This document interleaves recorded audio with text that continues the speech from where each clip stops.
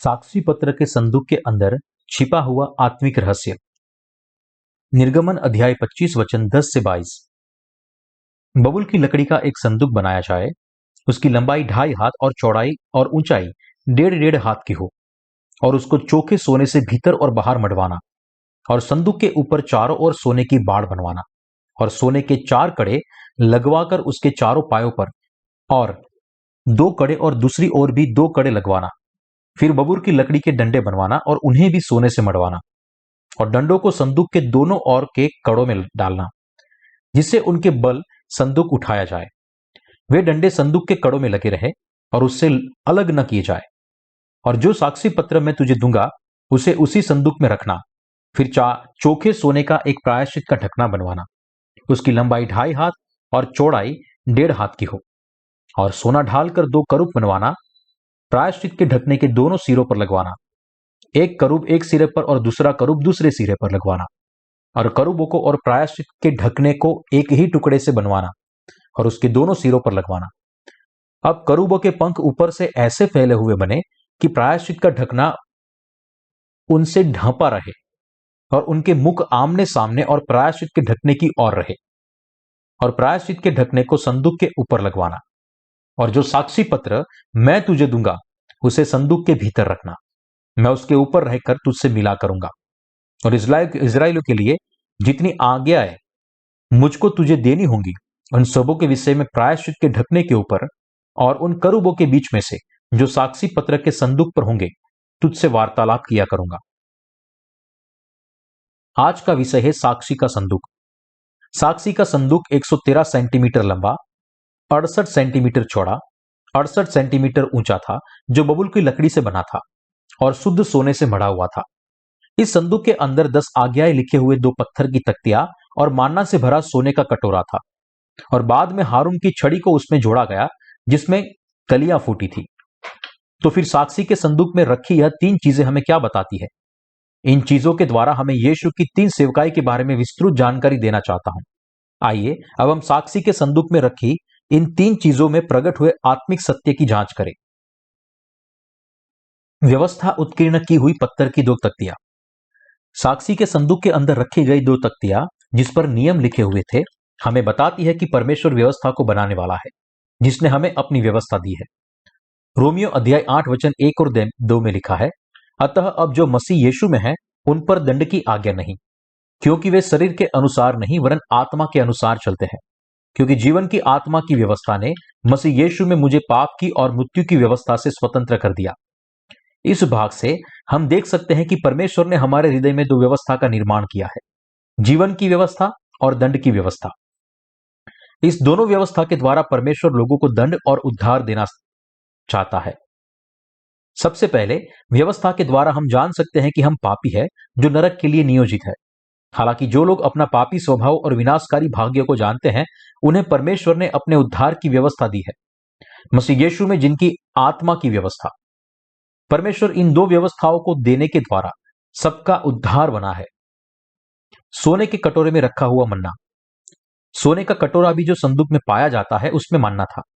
जब इजराइल के लोगों ने जंगल में 40 साल बिताए तब परमेश्वर ने उन्हें स्वर्ग में से भोजन दिया, और इजरायली एक मन्ना को अलग अलग तरीके से पकाकर खाते थे, और यह धनिया के समान श्वेत था और इसका स्वाद मधु के बने हुए पुए सा था।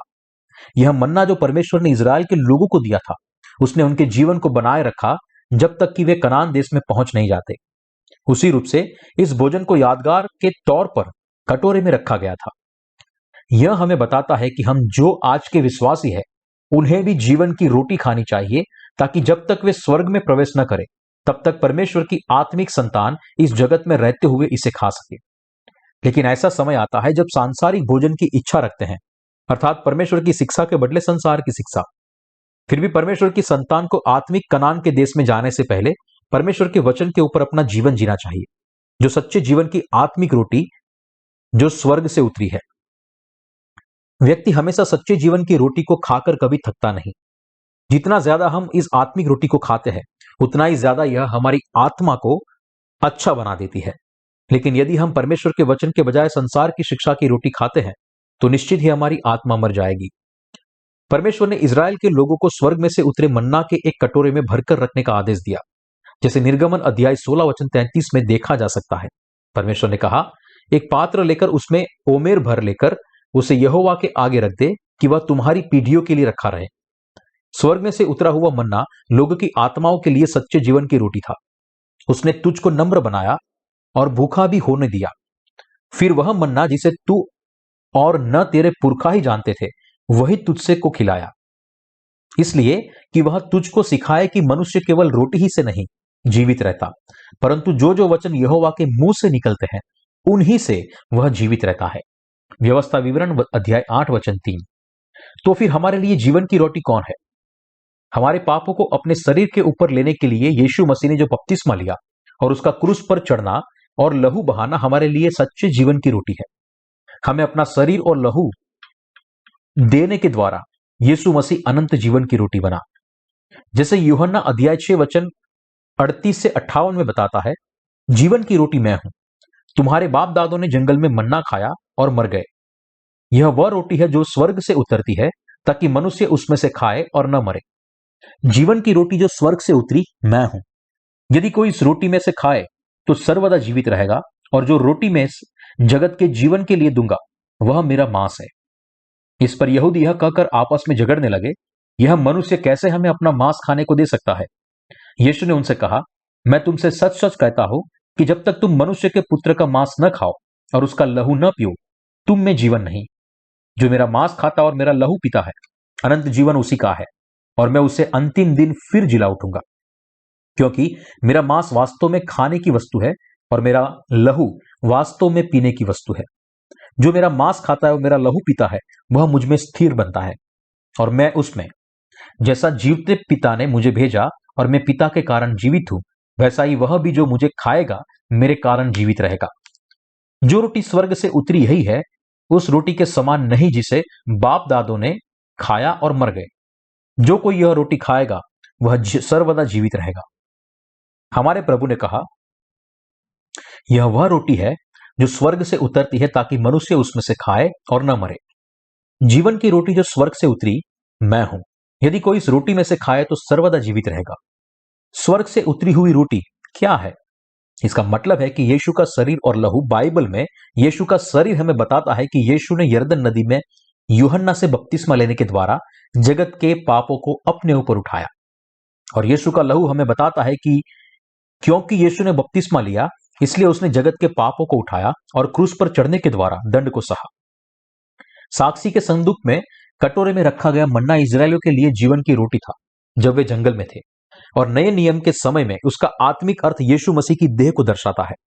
यह सत्य हमें बपतिस्मा को दिखाता है, जिसके द्वारा यीशु ने सारे पापियों के अपराधों को ले लिया था, और लहू को दिखाता है जो उसने क्रूस पर बहाया था। क्योंकि यीशु ने बपतिस्मा के द्वारा जगत के सारे पाप अपनी देह पर उठाए और अपना लहू बहाकर क्रूस पर मरा, इसलिए अब उसका बपतिस्मा और लहू बहाना जीवन का अनंत स्रोत बना है, जो विश्वासियों को नया जीवन पाने के लिए सक्षम बनाता है। वह देह जो यीशु ने अपने बपतिस्मा के द्वारा पापियों के अपराधों को उठाने के लिए दे दी थी, और लहू जो उसने क्रूस पर बहाया था, वे जीवन की रोटी है जो सारे पापियों को पाप की माफी प्राप्त करने के लिए सक्षम बनाते हैं। इसलिए हम सबको यह कारण समझना होगा कि क्यों यीशु ने कहा, जब तक तुम मनुष्य के पुत्र का मांस न खाओ और उसका लहू न पियो, तुम में जीवन नहीं है। कौन बड़ा है? जब हम यूहन्ना अध्याय 6 की ओर देखते हैं, तब हम देख सकते हैं कि ज्यादातर यहूदी मूसा को यीशु से बड़ा मानते हैं।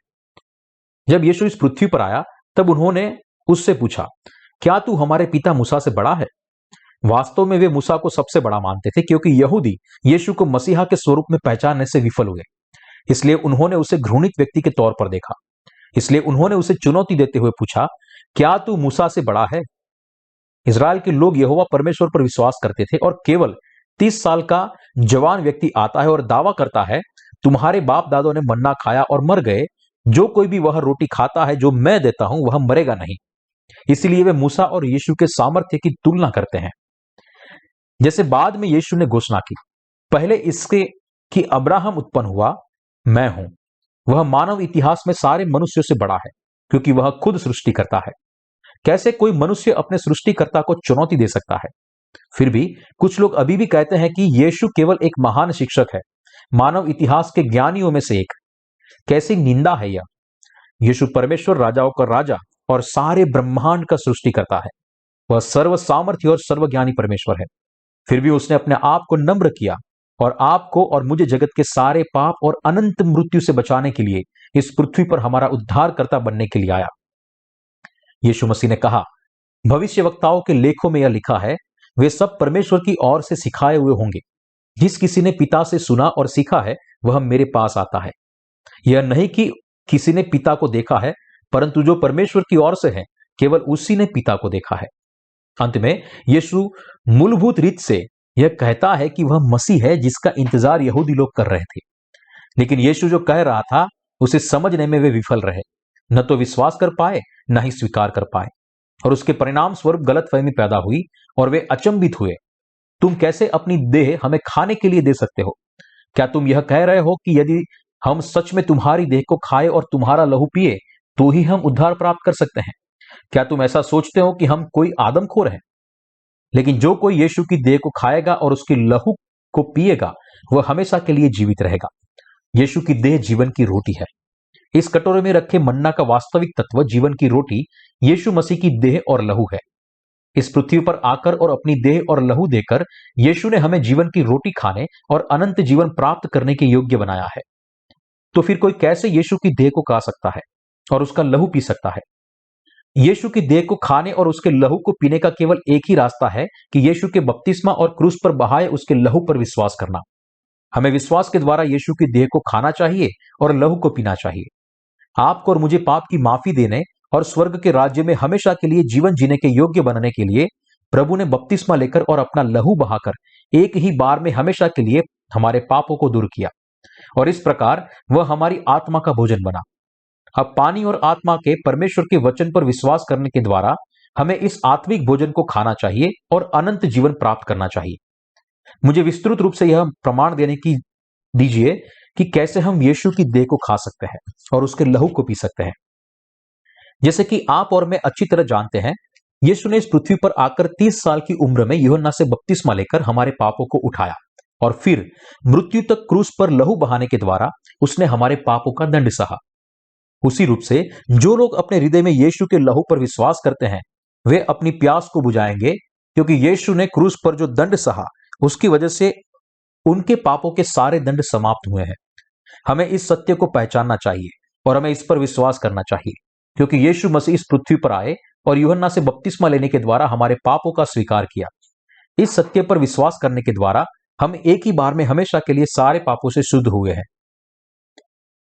परमेश्वर ने हमें विश्वास से यीशु की देह को खाने और उसके लहू को पीने के लिए कहा है, क्योंकि यीशु ने यूहन्ना से बपतिस्मा लेने के द्वारा सारे पापों को ले लिया है, किसी भी अपराध को नहीं छोड़ा, और क्योंकि उसने क्रूस के दंड के लिए अपना शरीर दे दिया और अपना कीमती लहू बहाया, इसलिए जो लोग विश्वास करते हैं उनके हृदय अब शुद्ध और तृप्त हुए हैं, क्योंकि उन्होंने विश्वास के द्वारा अपने सारे पापों को साफ किया और पाप के सारे दंड को सहा।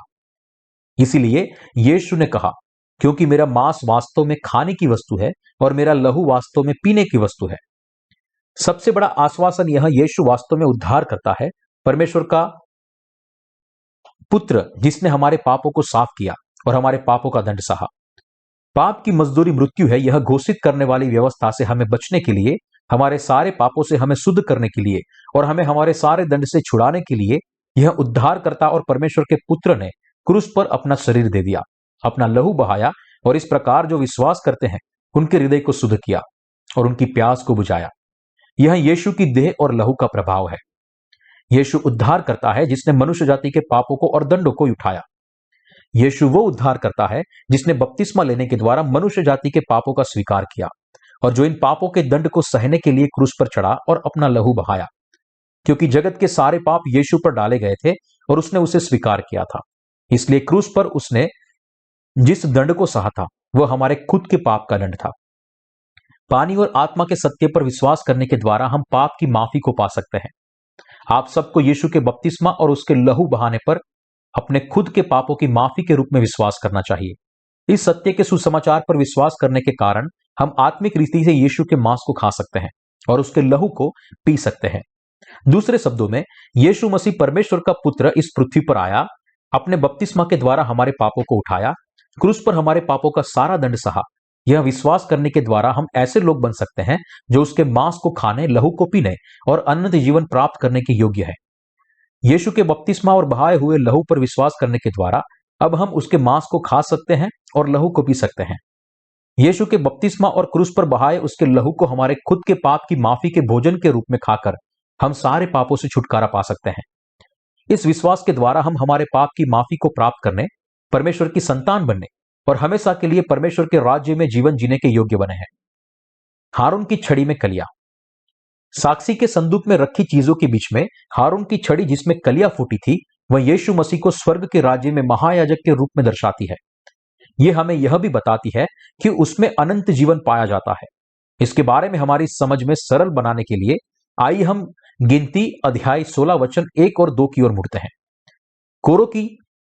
कोरह जो लेवी का परपोता कहा जाता था और यिशहार का पुत्र था, वह एलियाब के पुत्र दातान और अबीराम और पेलेत के पुत्र ओन, इन तीनों रूबेनियों से मिलकर मंडली के 250 प्रधान जो सभासद और नामी थे, उनको संग लिया और वे मूसा और हारून के विरुद्ध उठ खड़े हुए।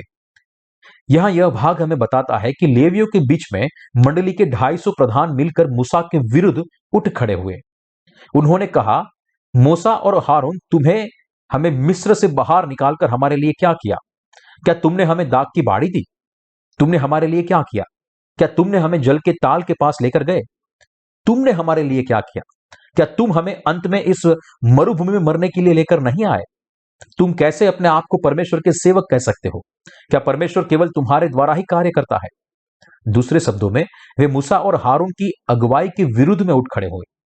अब उस समय परमेश्वर ने कोरह, दातान, ओन और मंडली के बाकी अगुवों जो विरोध में उठ खड़े हुए थे, उन्हें कहा, सब प्रधानों के पास से एक एक छड़ी ले और उन छड़ियों में से एक एक पर एक एक के मूल पुरुष का नाम लिख। फिर इन छड़ियों को मिलाप वाले तंबू में साक्षी पत्र के आगे रख। उन्हें पूरी रात वहां रख और दूसरे दिन उन्हें देखो। फिर परमेश्वर ने कहा, और जिस पुरुष को मैं चुनूंगा उसकी छड़ी में कलियां फूट निकलेंगी, और इजरायली जो तुम बुड़बुड़ाते रहते हो, वे बुड़बुड़ाना मैं उनके ऊपर से दूर करूंगा। वचन 8 में हम देखते हैं कि हारून की छड़ी जो लेवी के घराने के लिए थी, उसमें कलियां फूट निकली, अर्थात उसमें कलियां लगी और फूल भी फूले और पक्के बादाम भी लगे। फिर वचन 10 में हम देखते हैं, फिर यहोवा ने मूसा से कहा, हारून की छड़ी को साक्षी पत्र के सामने फिर धर दे कि यह उन दंगा करने वालों के लिए एक निशानी बनकर रखी रहे कि तू उनका बुड़बुड़ाना जो मेरे विरुद्ध होता रहता है भविष्य में रोक रखे, ऐसा न हो कि वे मर जाए। इस तरह हारून की छड़ी जिस पर कलियां फूटी थी, उसे साक्षी के संदूक के अंदर रखा गया। यह इस बात को दिखाता है कि हारून लेवी का वंश, जिसका इजराइल के लोगों के लिए महायाजक के रूप में अभिषेक किया गया था, मूसा परमेश्वर का भविष्यवक्ता था और हारून उसके वंशज इजराइल के लोगों के महायाजक थे। परमेश्वर ने खुद हारून को पृथ्वी पर के महायाजक की जिम्मेदारी दी थी। परमेश्वर ने मूसा को बलिदान की पद्धति दिखाई, जहां इजराइल के लोग जब भी पाप करते थे तब बलिदान का अर्पण करते थे और परमेश्वर को चढ़ाते थे, और उसने हारून को बलिदान की पद्धति के अनुसार अर्पण चढ़ाने के लिए प्रबंधक के तौर पर रखा था। जैसे परमेश्वर ने महायाजक हारून को याजकीय पद दिया, वैसे वहां और भी ऐसे लोग थे जिन्होंने उसके याजकीय पद के विरुद्ध चुनौती दी, और इसीलिए परमेश्वर ने हारून की छड़ी पर कलियां को उगाया और दिखाया कि उसका याजकीय पद परमेश्वर की ओर से आया था। फिर उसने इजराइल के लोगों को कहा कि वे इस छड़ी को साक्षी के संदूक के अंदर यादगिरी के तौर पर रखने के लिए कहा। इसी प्रकार व्यवस्था की 2 तख्तियां, मन्ना से भरा कटोरा और हारून की छड़ी जिस पर कलियां फूटी थी, उसे साक्षी के संदूक में रखा गया। तो फिर यह 3 चीजें आत्मिक तौर पर क्या दर्शाती है? वे यीशु मसीह हमारे उद्धारकर्ता की सेवकाई को दर्शाते हैं। हमारे सारे पापों को मिटाने के लिए यीशु मसीह ने कौन सी सेवकाई को परिपूर्ण किया? सबसे पहले उसने भविष्यवक्ता की सेवकाई को परिपूर्ण किया। वह अल्फा और ओमेगा है, वह आदि और अंत को जानता है, और उसने हमें आदि और अंत के बारे में सिखाया है। हमारा प्रभु जानता है कि यदि हम पापी बने रहे तो मनुष्य जाति यानी आपके और मेरे साथ क्या होने वाला है। दूसरा, यीशु स्वर्ग के राज्य का अनंत महायाजक बना। वह इस पृथ्वी पर आया क्योंकि वह खुद हमारा उद्धारकर्ता बनकर हमें पापों से बचाना चाहता था। स्वर्ग के राज्य का सच्चा महायाजक बनकर हमें संपूर्ण रीति से बचाना चाहता था। तीसरा, यीशु मसीह हमारा राजा है। बाइबल बताती है उसके वस्त्र और जांग पर यह नाम लिखा है, राजाओं का राजा और प्रभुओं का प्रभु। प्रकाशित वाक्य अध्याय 19 वचन 16। वह पूरे ब्रह्मांड का सृष्टि करता है और इसलिए उसके पास सब चीजों के ऊपर शासन करने का अधिकार है। हम सबको समझना चाहिए कि यीशु मसीह जो हमारा सच्चा राजा है, भविष्यवक्ता जिसने हमें पाप से हमारे उद्धार के सत्य को सिखाया, और स्वर्ग का अनंत महायाजक अब हमारा उद्धारकर्ता बना है। हमारे प्रभु ने आपको और मुझे पाप से छुड़ाया है, हमें परमेश्वर के लोग, उसकी संतान और उसके सेवक बनाया है, और उसने हमें भले काम करने के योग्य बनाया है। उसने हमारी आत्मा को नया जीवन पाने के लिए सक्षम बनाया है, ताकि हम इस पृथ्वी पर भी नया जीवन जी पाए। और उसने हमें नया जीवन दिया है ताकि जब समय आए तो वह हमारे शरीर को हमेशा के लिए स्वर्ग में उसके साथ जीवन जीने के लिए जीवित कर पाए। आपके और मेरे लिए यीशु मसीह कौन है? वह हमारा सच्चा उद्धार करता है, और यीशु मसीह हमारा भविष्यवक्ता, हमारा अनंत काल का महायाजक और हमारा राजा है। हालांकि हम परमेश्वर की इच्छा का अनादर करना नहीं चाहते, लेकिन हम इतने अपर्याप्त और कमजोर हैं कि हर समय हम पाप करते रहते हैं। यदि हम निरंतर इस तरह जीवन जीना जारी रखेंगे, इस तरह मरेंगे और फिर परमेश्वर के सामने खड़े होंगे, तो फिर हमारे लिए जाने की सही जगह कौन सी होगी? वह स्वर्ग होगा या नरक होगा? यदि हम सबका न्याय उस व्यवस्था के अनुसार होगा जो घोषित करती है कि पाप की मजदूरी तो मृत्यु है, तो क्या हमारा नाश नहीं होगा? जिसने हमारे जैसे लोगों को पाप से और नाश से बचाया है और हमारा उद्धारकर्ता बना है, वह यीशु मसीह है। वह खुद इस पृथ्वी पर आया, हमें प्रेम किया और हमारा उद्धारकर्ता बना, जिसने हमें पाप से छुड़ाया और इस प्रकार अपनी भेड़ का महान चरवाहा बना। यूहन्ना अध्याय 3 वचन 16 कहती है, क्योंकि परमेश्वर ने जगत से ऐसा प्रेम रखा कि उसने अपना इकलौता पुत्र दे दिया, ताकि जो कोई उस पर विश्वास करे वह नष्ट न हो, परंतु अनंत जीवन पाए। परमेश्वर ने आपसे और मुझसे इतना प्रेम किया कि वह खुद हमारे लिए इस पृथ्वी पर आया, जगत के पापों को उठाने के लिए बपतिस्मा लिया, वह क्रूस पर चढ़ा और मर गया, मृत्यु से फिर जीवित हुआ, और ऐसे वह सच में हमारा उद्धारकर्ता बना। इसलिए यीशु मसीह जो हमारा उद्धारकर्ता बना है, उस पर हमारे हृदय में विश्वास करने के द्वारा हम पाप से शुद्ध हुए लोग बनते हैं, जिन्होंने उद्धार का उपहार प्राप्त किया है, जो हमें परमेश्वर की संतान बनने के लिए और अनंत जीवन प्राप्त करने के लिए योग्य बनाता है। एक ऐसी चीज है जिसे हमें परमेश्वर पर विश्वास करने से पहले सुनिश्चित करना चाहिए, क्योंकि परमेश्वर ने हमें प्रेम किया और हमारे पापों को मिटाने के लिए वो मनुष्य देह में इस पृथ्वी पर आया, बपतिस्मा लिया, क्रूस पर मरा, मृत्यु से जीवित हुआ और इस प्रकार हमारा सच्चा उद्धारकर्ता बना। हमारे हृदय में विश्वास से यीशु के मांस को खाने और उसके लहू को पीने के द्वारा हमें अनंत जीवन मिला है, क्योंकि इस हकीकत से ज्यादा कुछ स्पष्ट नहीं है। इसलिए हमें इसे समझना चाहिए और इस पर विश्वास करना चाहिए। हमें विश्वास के द्वारा यीशु के मांस को खाना और उसके लहू को पीना चाहिए, और जो कोई यीशु के द्वारा परिपूर्ण इस पानी और आत्मा के सुसमाचार पर विश्वास करता है, वह इस विश्वास को प्राप्त कर सकता है। विश्वास के अलावा हमें और क्या करना चाहिए? हम परमेश्वर के सामने खड़े रहने के अलावा और कुछ नहीं कर सकते। हम परमेश्वर की आज्ञा मानने और पाप करने में उतावले हैं, लेकिन फिर भी परमेश्वर ने आपको और मुझे हमारे सारे पाप से एक ही बार में हमेशा के लिए बचाया है, क्योंकि वह हम सबको प्रेम करता है। पुराने नियम में परमेश्वर ने अपने उद्धार के बारे में कैसे बात की थी? तो फिर परमेश्वर ने हमें कौन से तरीके से बचाया है? पुराने नियम में मिलाप वाले तंबू के द्वार और महायाजक ने पहने कपड़े में प्रकट हुए रंगों के द्वारा इस उद्धार के बारे में बात की थी।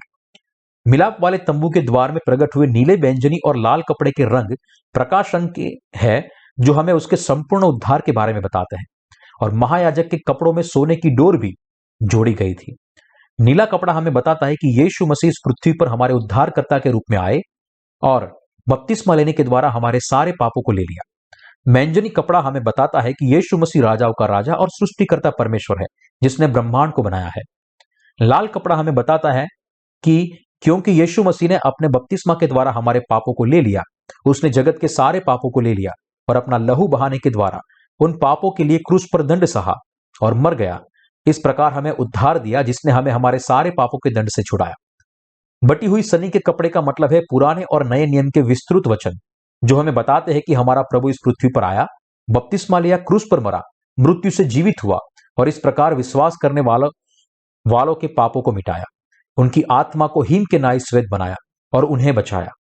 सोने का धागा विश्वास को दर्शाता है, जो यीशु मसीह ने हमारे लिए जो कुछ भी किया उस पर विश्वास करता है। आपके और हमारे पास घमंड करने के लिए कुछ भी नहीं है, लेकिन जब हम यीशु मसीहा खुद परमेश्वर और परमेश्वर के पुत्र ने हमारे लिए जो कुछ भी किया उस पर विश्वास करते हैं। उसने जो धर्मी कार्य किए, केवल उसी पर विश्वास करने के द्वारा ही हम सच में परमेश्वर का प्रेम पा सकते हैं, उसकी आशीष प्राप्त कर सकते हैं और उसके द्वारा अभिषिक्त किए जा सकते हैं। मिलाप वाले तंबू के अंदर रखे साक्षी के संदूक के द्वारा परमेश्वर हमें क्या कह रहा है, यह हमें समझना चाहिए। हमें जानना और विश्वास करना चाहिए कि यीशु मसीह इस पृथ्वी पर आया, यूहन्ना बपतिस्मा देने वाले से बपतिस्मा लेकर मनुष्य जाति के और हमारे सारे पापों को अपने ऊपर उठाया, क्रूस पर मरने के द्वारा पाप के दंड को सहा और मृत्यु से फिर जीवित हुआ। साक्षी के संदूक के द्वारा परमेश्वर यह प्रकट करता है कि हमें यीशु मसीह पर हमारे उद्धारकर्ता के रूप में, हमारे खुद के परमेश्वर के रूप में विश्वास करना चाहिए। जो लोग विश्वास करते हैं कि यीशु ने उनके पापों के लिए बपतिस्मा लिया, यीशु ने उनके पाप का दंड सहने के लिए क्रूस पर लहू बहाया, यीशु की मृत्यु उनकी खुद की मृत्यु थी, यीशु का पुनरुत्थान उनका खुद का पुनरुत्थान था, यह वे लोग हैं जिन्हें परमेश्वर ने बचाया है। तो फिर यह मिलाप वाला तंबू किसे दर्शाता है? यह यीशु मसीह को दर्शाता है। यह हमें उद्धार की उस पद्धति के बारे में बताता है जिसके द्वारा यीशु मसीह ने आपको और मुझे बचाया है। नए नियम में यीशु मसीह थे जिसने बपतिस्मा लिया और क्रूस पर मरा। इस प्रकार हमारे सारे पापों को मिटाया, उन्हें साफ किया, हमारे अपराधों के लिए दंड सहा और एक ही बार में हमेशा के लिए हमें सारे पापों से बचाया। पुराने नियम में यह बलिदान का अर्पण था जो अपने सिर पर हाथ रखे जाने के द्वारा और अपना लहू बहाने के और मरने के द्वारा पापियों को बचाता था। पुराना नियम बलिदान के अर्पण की मौत को प्रायश्चित की मौत के रूप में दर्शाता है, जिसमें बलिदान का अर्पण इन पापियों के पापों को अपने सिर पर हाथ रखवाने के द्वारा अपने ऊपर उठाते थे। पुराने नियम में प्रकट हुई प्रायश्चित के बलिदान की पद्धति की तुलना जब नए नियम से की जाए तो यह यीशु मसीह को दर्शाती है, पानी और आत्मा के सुसमाचार को परिपूर्ण करने वाला जो बपतिस्मा और लहू से आया। तो फिर उद्धार की यह व्यवस्था को किसने निर्धारित किया? परमेश्वर हमारे उद्धारकर्ता ने इसे निर्धारित किया। परमेश्वर ने उद्धार की व्यवस्था को स्थापित किया जो पापियों को पाप से बचाता है, और उसने यह व्यवस्था हमें दी है। साक्षी के संदूक में रखी व्यवस्था की 2 तख्तियां, मन्ना का कटोरा, हारून की छड़ी जिसमें कलियां फूटी थी, और सारी चीजें यीशु मसीह के गुण और सेवकाई के बारे में हमें बताते हैं।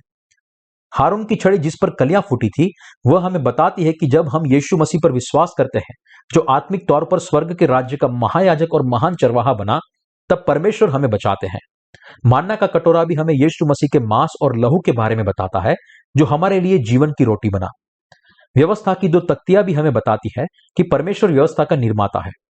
परमेश्वर के द्वारा स्थापित व्यवस्था पाप और मृत्यु की व्यवस्था है और पाप की माफी और उद्धार की व्यवस्था है। ऐसे हमारे परमेश्वर यीशु ने हमारे लिए जीवन की व्यवस्था और दंड की व्यवस्था को स्थापित किया। इस तरह साक्षी का संदूक और उसके अंदर की सारी चीजें हमें यीशु मसीह के बारे में संकेत करती है। यीशु मसीह पर हमारे उद्धारकर्ता के रूप में विश्वास करने के द्वारा हम हमारे सारे पापों से शुद्ध होते हैं और हमारा उद्धार प्राप्त करते हैं। कोई फर्क नहीं पड़ता कि हम कितने अपर्याप्त और कमजोर हैं, लेकिन यदि हम यीशु मसीह के द्वारा स्थापित 2 व्यवस्थाओं पर विश्वास करते हैं तो हम एक बार पापी बनते हैं और फिर एक बार और हमारे पाप की माफी पाने के द्वारा धर्मी बनते हैं और इस प्रकार परमेश्वर की संतान बनते हैं। क्या आप विश्वास करते हैं? अब इस वर्तमान समय में दुनिया भर के सारे मसीही यीशु पर व्यर्थ विश्वास करते हैं क्योंकि वे मिलाप वाले तंबू में प्रकट हुए सत्य को नहीं जानते। वे विश्वास करते हैं कि वे केवल क्रूस पर के यीशु के लहू पर विश्वास करने के द्वारा पापों की माफी प्राप्त कर सकते हैं। दूसरे शब्दों में, वे विश्वास करते हैं कि यीशु ने उन्हें केवल क्रूस के लहू से बचाया है। लेकिन क्या वास्तव में यीशु हमारे उद्धार के लिए केवल क्रूस पर मरे थे? क्या उसने हमारे छुटकारे के लिए केवल इतना ही किया था? इसके विपरीत, क्या उसने यूहन्ना से बपतिस्मा लेने के द्वारा एक ही बार में हमेशा के लिए जगत के पापों को नहीं उठाया था? लेकिन फिर भी आज के मसीही केवल यीशु के क्रूस पर के लहू पर ही विश्वास करते हैं, आधी रीति से ही पाप की माफी प्राप्त करते हैं। इसलिए यीशु मसीह पर उद्धारकर्ता के रूप में विश्वास करके अपने मूल पापों से माफी पाकर वे हर दिन पश्चाताप की प्रार्थना करके खुद से अपने पाप साफ करने का प्रयास करते हैं। यह उद्धार कितना विपरीत है! यह कुछ ऐसा है कि विश्वास से अपने आधे पाप साफ करना और बाकी के पाप अपने खुद के प्रयासों से साफ करना। जब ऐसा है तो मैं कैसे यीशु के बपतिस्मा और लहू को एक साथ मिलाकर प्रचार करूं?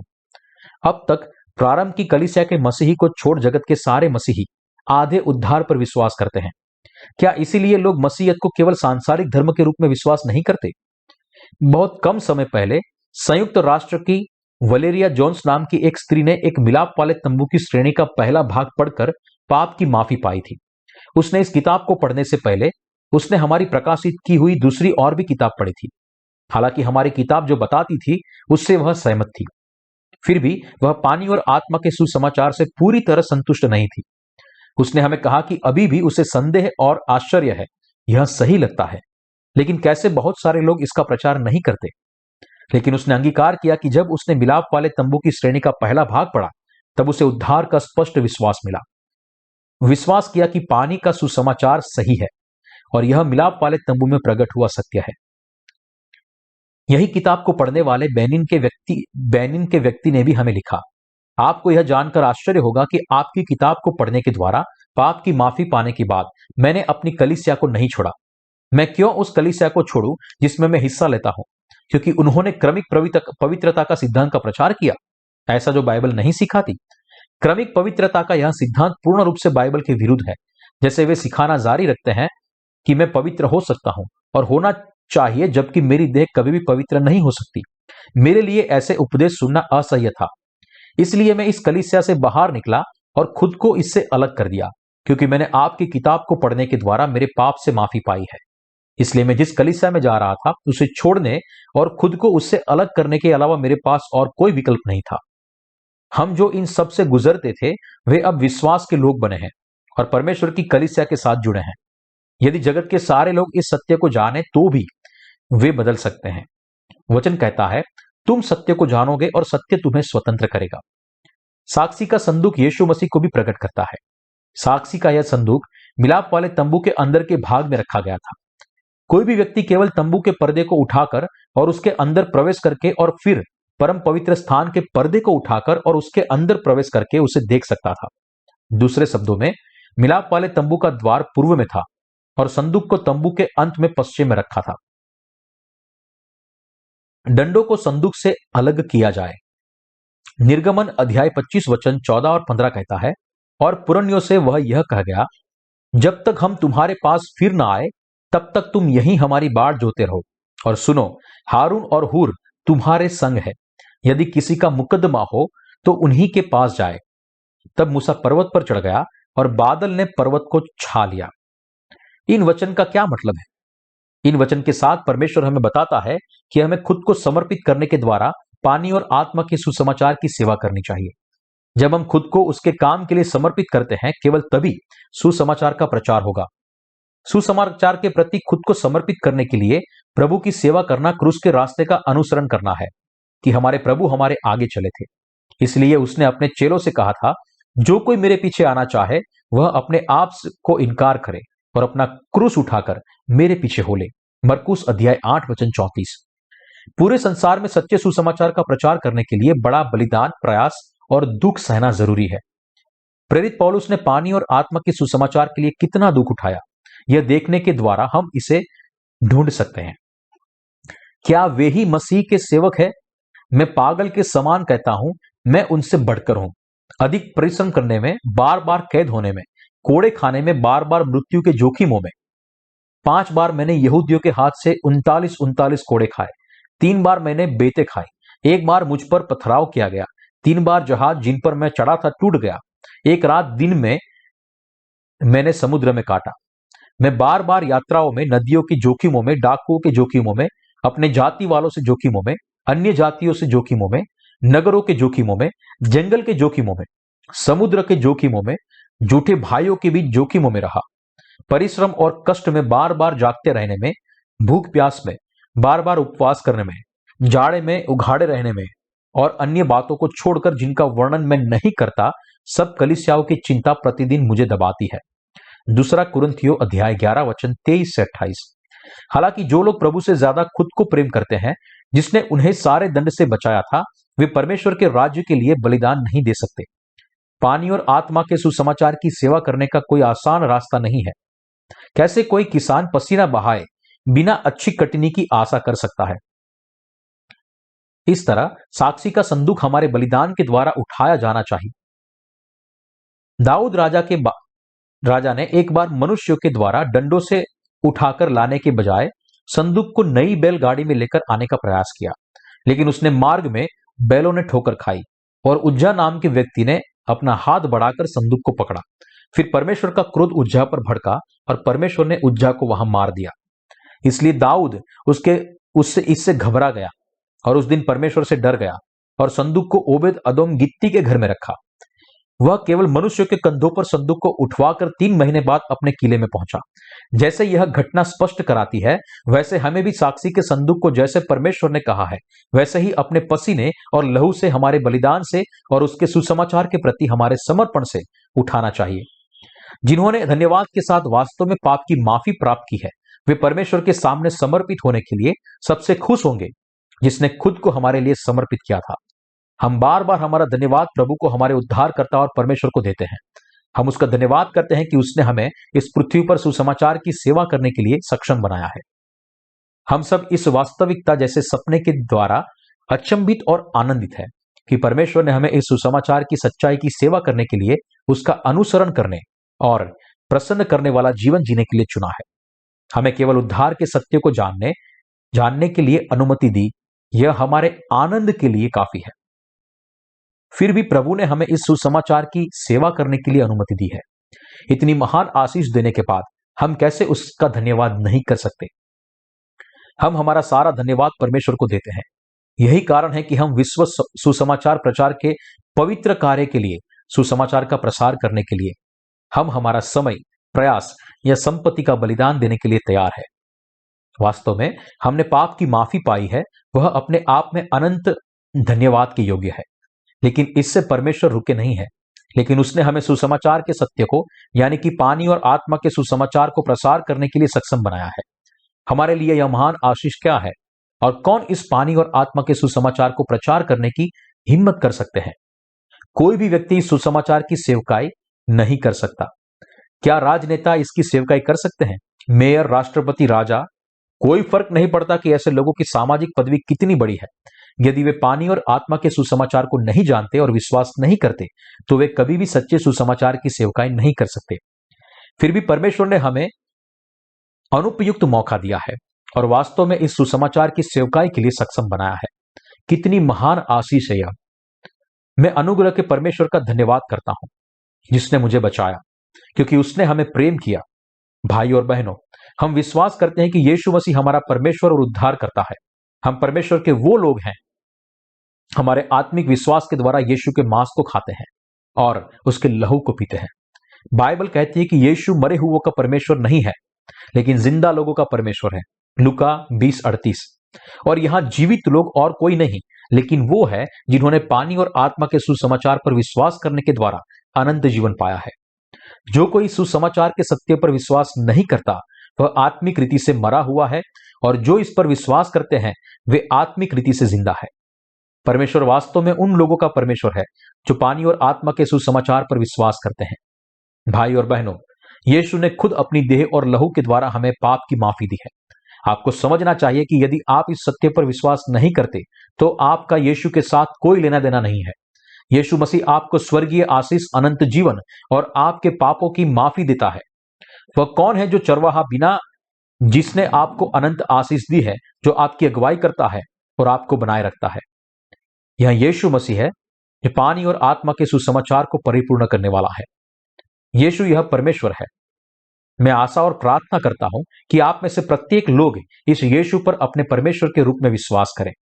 मेरे लिए अब मैं न केवल इस सत्य पर विश्वास करता हूं और न परमेश्वर की सेवा करता हूं, लेकिन मैं भविष्य में भी यह करना जारी रखूंगा। लेकिन आपके बारे में क्या आप पानी और आत्मा के सुसमाचार पर विश्वास करते हैं?